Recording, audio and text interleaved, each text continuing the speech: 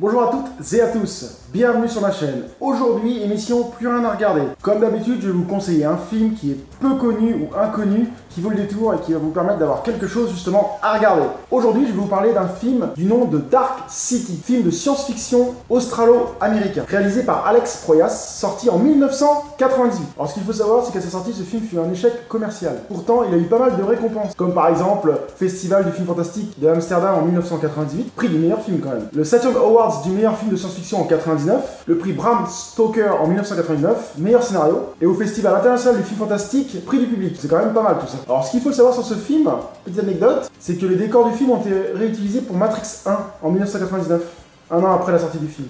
Ce qu'il faut savoir aussi, c'est qu'Alex Proyas a des bonnes références.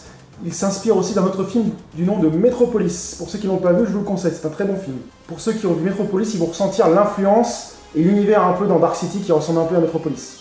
Le réalisateur Alex Proyas a fait de nombreux films, comme par exemple The Crow, iRobot, Prédiction ou encore God of Egypt. Ce sont de bons films, je vous les conseille si vous ne les avez pas vus. Il a aussi réalisé des clips vidéo dans les années 80-90, pour des groupes comme InXS, Mike Oldfield, Yes ou encore Alphaville.